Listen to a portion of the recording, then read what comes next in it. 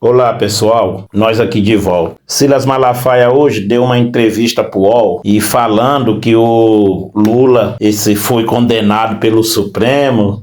E Lula não foi condenado pelo Supremo. Lula teve um julgamento pelo Supremo para decidir o habeas corpus dele. E o Lula perdeu por 6-5. E tem gente que diz que o Lula tem amizade com todo mundo do Supremo, que o Supremo é do Lula. O Supremo não é do Lula, gente. Então tal que dos 6 votos que ele perdeu, 5 era indicado dele. Só o Alexandre de Moraes, que foi o 6º, entendeu? Que não foi indicado por ele. E que votou também em favor dele permanecer na prisão. Entendeu? O Reinaldo Azevedo foi certeiro quando contrapôs o Silas Malafaia, falando da lei para ele, porque ele não entende Constituição. O Reinaldo Azevedo falou certo. Falou que o Centrão era prostituta, como se ele não tivesse junto com o Centrão na eleição aqui para prefeito. Valdemar da Costa Neto é o quê? Entendeu? Não é Centrão? Kassab é o quê? Não é Centrão? Aí chamou o Centrão de prostituta. Então ele tá junto com prostituta, então. E depois ele mesmo admite que se não tiver o Centrão, ninguém consegue governar. Olha como entra em contradição. E o Reinaldo contrapôs tudo isso dele, entendeu?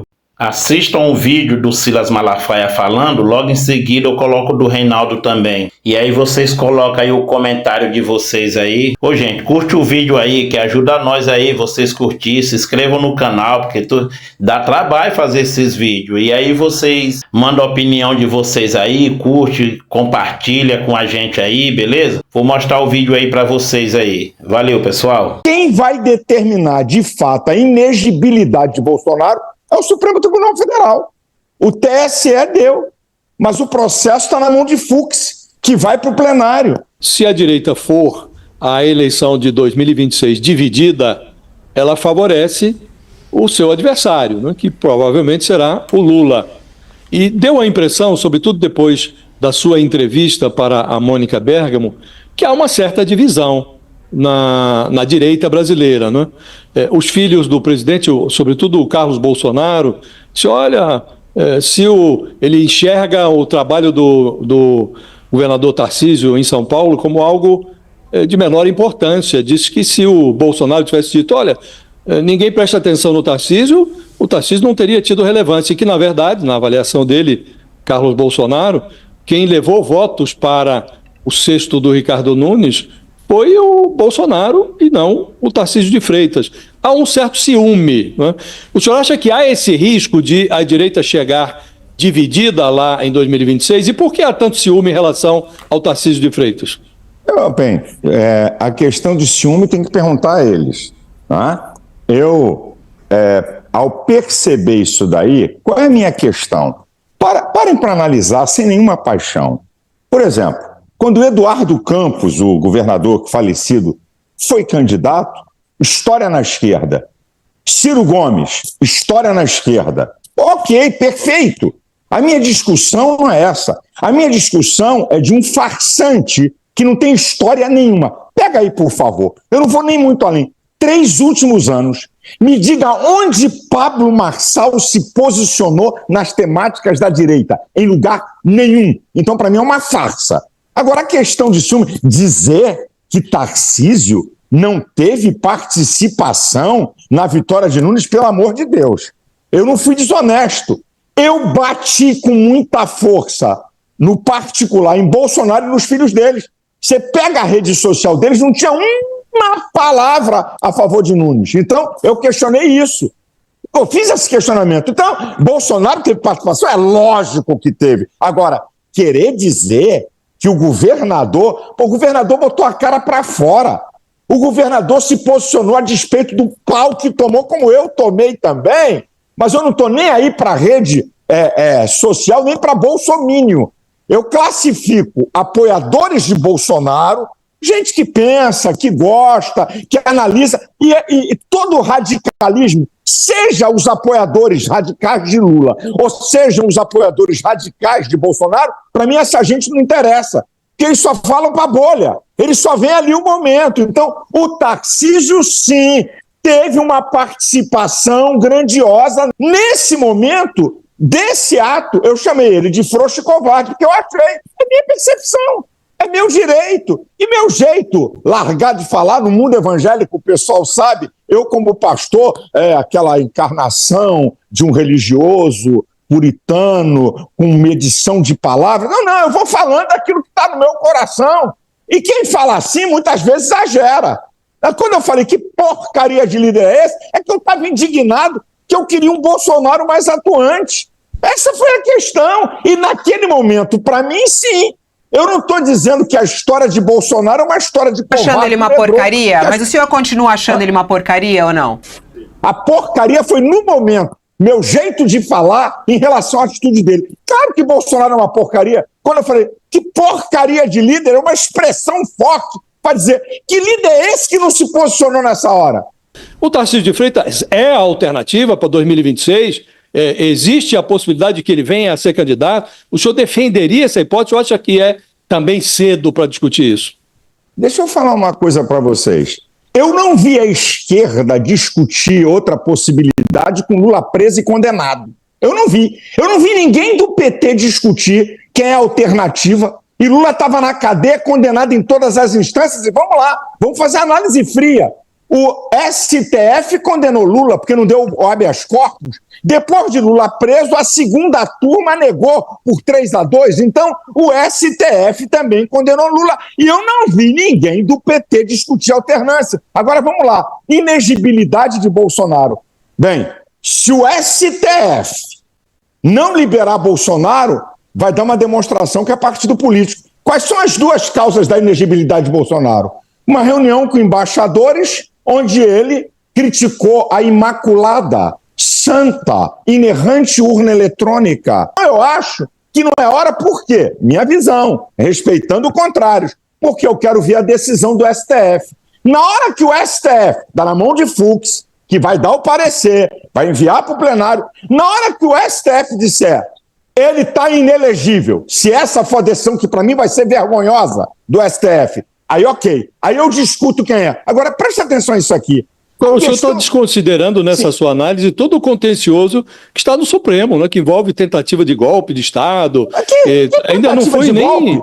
Que tentativa de golpe? Isso é uma vergonha. Sim, mas isso não foi nem debatido ainda. Meu amigo, né, a esquerda fez muito pior do que isso e nunca ninguém disse que é golpe. Então, para mim é o seguinte, vamos ver. Tá, Bolsonaro está inelegível, eu vou partir agora para a tua pergunta e para o teu questionamento. Bolsonaro está inelegível. Não é problema aparecer 1, 2 ou 3 candidatos que tenham história na direita. Para mim não é esse o problema. Aí vamos lá. Aí vem o Tarcísio como candidato, o governador de Goiás como candidato. Qual é o problema? Eles têm história. Eu posso não concordar com um ou com o outro. Tem história, tem direito de ser candidato. Sabe por quê? Porque lá na frente é igual à esquerda. Pode ter Ciro Gomes como candidato a presidente? Pode. Ele tem história. Pode ter outro que tenha história? Ok. Mas lá na frente eles vão convergir. Agora, escute isso aqui. O que não pode, gente, é a direita ficar embebecida por um farsante. Essa que é a minha questão. Não é questão que apareçam outros nomes. Então... Mas, pastor, Bolsonaro aparentemente ficou com medo de ficar a reboque do Marçal, porque o eleitorado do Bolsonaro foi para o Marçal. Quer dizer, o que veio primeiro foram as críticas desses eleitores ao Bolsonaro. Mas é que a minha pergunta era outra. Eu só queria ter feito essa observação aqui, porque quem vai dizer se ele pode ser ou não candidato ao TSE e ao eleitorado. Né? Mas a tua observação, eu não estou questionando. Qualquer um pode ser candidato. É um direito de cidadania. O meu questionamento é a direita ficar embebecida por um cara que aparece. Qualquer um que tenha história, ou na esquerda ou na direita, tem o direito. A questão é como a direita apoia um cara que não tem história. E dê um nome que a esquerda abrace que não tem história. Não, eles não fazem isso. Tem que ter história. Não tem história? Tchau, benção, vai pra lá. Ciro Nogueira falou que o senhor é execrável e o senhor falou que ele é a direita prostituta. Eu queria, em primeiro lugar, que o senhor explicasse o que é a direita prostituta, como é que o senhor vê a possibilidade do Ciro Nogueira ser candidato, inclusive, a vice de numa chapa de direita, e se tem muita diferença entre o Ciro Nogueira e o Valdemar Costa Neto, por exemplo. O senhor vê diferença entre o Ciro Nogueira, que o senhor disse que é a direita prostituta, e o Valdemar Costa Neto, que se aliou ao PT no passado, que inclusive foi preso no escândalo do Mensalão aliado ao PT, e que também, como o Ciro Nogueira, apoia todos os governos, ou apoiou no passado. Sim, primeiro vamos responder, porque eu é que fui atacado. Eu não ataquei Ciro Nogueira. Ele é senador. Então vamos lá. Ciro Nogueira, qual é a moral que ele tem para me criticar? Nenhuma. Por quê? Eu vou sinalizar para vocês que ele não tem moral para me criticar. Ele é o maior lobista da jogatina nesse país, essa desgraça.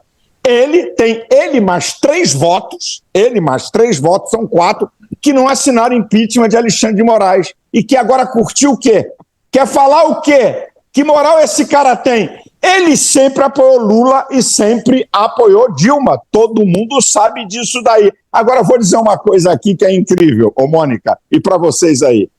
Lamentavelmente hoje no país, seja a extrema esquerda ou seja a direita pura, para governar, vai ter que governar com a direita prostituta. O Valdemar Costa Neto é o quê?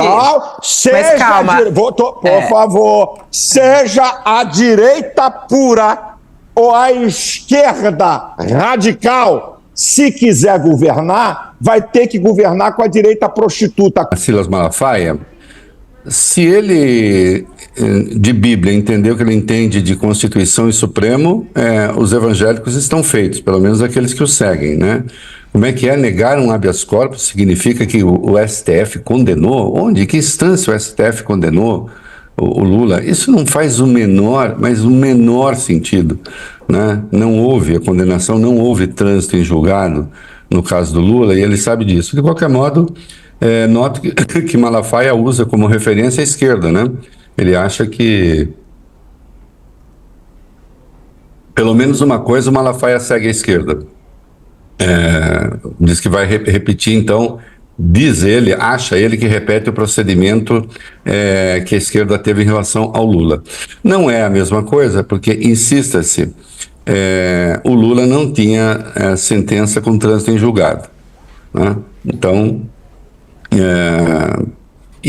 a anulação dos processos do Lula se deu em razão, a matriz principal foi a anulação dos processos em razão de uma questão de competência, né, que estava dada desde sempre, né? Se o Silas Malafaia quiser afirmar que o Supremo demorou, né, até que, e teve chance de fazê-lo antes, né, ainda que em caráter monocrático, para questionando a competência, sim, pode ter demorado, mas ali foi um questionamento sobre competência, correto questionamento sobre competência.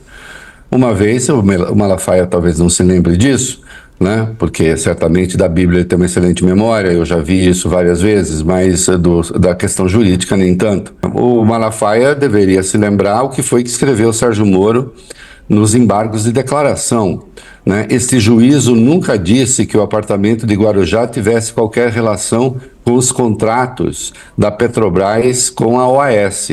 Bom, se este juízo nunca disse, nunca viu relação entre o contrato da OAS e o apartamento, e se ele era juiz daquela causa em razão do contrato da OAS com o apartamento suposto, né, da vinculação do contrato da OAS com a Petrobras e o apartamento, então isso ficou demonstrado que ele não era juiz da causa com a devida vênia. Silas Malafaia, eu fui o primeiro a escrever sobre essa tese, e você não entende absolutamente nada, Silas Malafaia, nem de Supremo, nem de decisão do Judiciário. O Supremo anulou as sentenças, as decisões sobre o Lula, anulou porque o Sérgio Moro não era juiz da causa.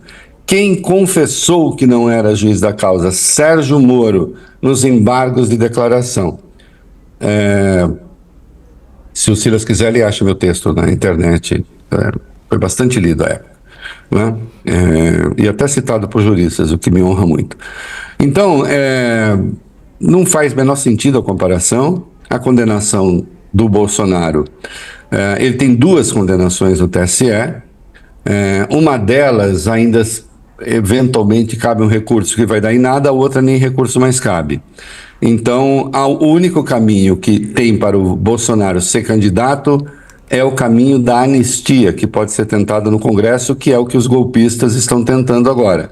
Anistia. Se essa anistia acontecer, o Supremo vai declarar sua inconstitucionalidade com base no fato de que o Congresso não é corte revisora do Supremo.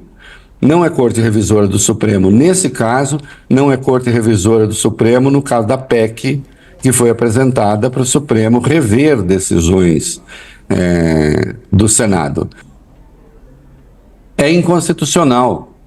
Que é outra coisa, o Malafaia, de novo, ele não, certamente ele não é um bom leitor da Constituição, como ele deve ser da Bíblia, né? Lembrando sempre que a leitura da Constituição, ela também tem interpretações que cabe ao Supremo fazer, né? Mas talvez tenha menos largueza do que a leitura que alguns fazem da Bíblia. O artigo 102 da Constituição diz a quem cabe interpretar a Constituição, nos casos em que cabe interpretá-la. Quem é o guardião da Constituição, segundo o artigo 102 da Constituição? Malafaia. Quem que é? É o Malafaia? É o Bolsonaro? São as ruas? É a pressão? Não, é o Supremo. Quando se diz que ele é o guardião da Constituição, ele faz valer os valores da Constituição, inclusive nos casos em que a Constituição certamente pode não ter previsto literalmente o que está acontecendo, porque é impossível, né? Você não consegue fazer uma legislação que preveja todas as circunstâncias da vida. Isso não existe. A nossa Constituição já é bastante extensa, né? E foi preciso, foi necessário ser, dadas as circunstâncias em que foi feita, depois de uma ditadura tal, então foi preciso criar ali muitas defesas, e a gente viu que mesmo assim, acontece, né, Malafaia, de vez em quando um golpista toma o poder, né? De vez em quando um golpista se elege e passa a atacar o sistema que o elegeu, Malafaia. Que coisa bonita isso, né? Tudo bem, você pode ser de direita, um ideólogo da direita, etc. Agora, existem regras, né? Regras que o Bolsonaro quebrou, né? E é por isso que está inelegível e vai continuar inelegível. Mas o Lula, o PT não escolheu outro candidato. Não havia ainda trânsito em julgado, nem no Supremo e nem a inelegibilidade dele tinha sido decidida pelo TSE. Você quer o paralelo com o Lula? Eu lhe dou o paralelo com o Lula, mas aí você tem que levar a sério. Quando o TSE votou a inelegibilidade do Lula, o Lula falou, não dá mais, meu candidato é o Haddad. Aconteceu bem perto da eleição? Aconteceu bem perto da eleição, é verdade. Mas assim que o TSE, procure, pesquise, Malafaia, assim que o TSE declarou a inelegibilidade do Lula, o Lula disse que o candidato dele era o Fernando Haddad, né? Enquanto havia possibilidade, ainda que fosse remota, né, de haver revisão, mas havia, porque havia recurso, então o Lula continuou. E veja, ele não esperou ser condenado pelo Supremo, o trânsito em julgado no Supremo, porque aí ele não teria sido candidato. Quem determinou, quem fez o Lula lançar o Haddad candidato foi o TSE, julgamento que já aconteceu no caso do Bolsonaro. Acabou, querido, causa finita est, entendeu? Já era.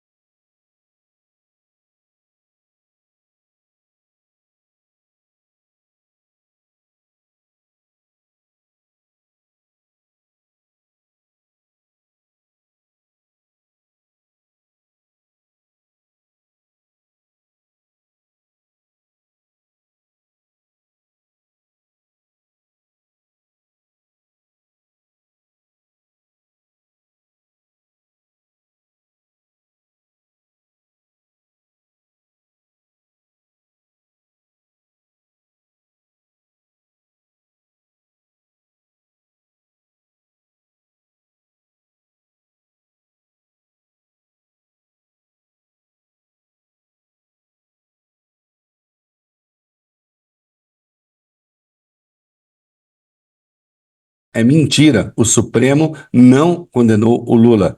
Isso é uma mentira, porque isso não chegou a ser julgado pelo Supremo. O que o Supremo fez em 2018 foi julgar um habeas corpus preventivo negado por 6-5, né? No que foi um erro, a negativa desse habeas corpus preventivo, 6-5. E o Xandão, que ele tanto detesta, foi um dos 6 que negaram o habeas corpus preventivo. Outra que negou foi a Rosa Weber, porque disse, estou seguindo o colegiado, mas no mérito mesmo seria outro. Quando veio o mérito para discutir, ela votou, ela deu um voto que acabou, que era na prática favorável ao Lula. Então, senhor, está tudo errado. Toda a sua história da Constituição, do que aconteceu, está tudo errado, mas está tudo errado.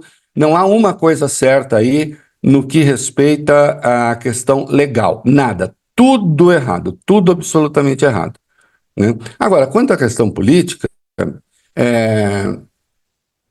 eu até simpatizo, em parte, com essa coisa do Malafaia, de a direita que vive caçando qualquer vagabundo porque precisa de qualquer vagabundo para tentar enfrentar, assim, nosso negócio é derrotar o Lula. Com o quê? Com qualquer coisa, desde que a gente derrote. A maioria das pessoas, inclusive o Bolsonaro, sabe que, não sendo candidato Bolsonaro, e não será, o nome que eles têm mais forte é o do Tarcísio.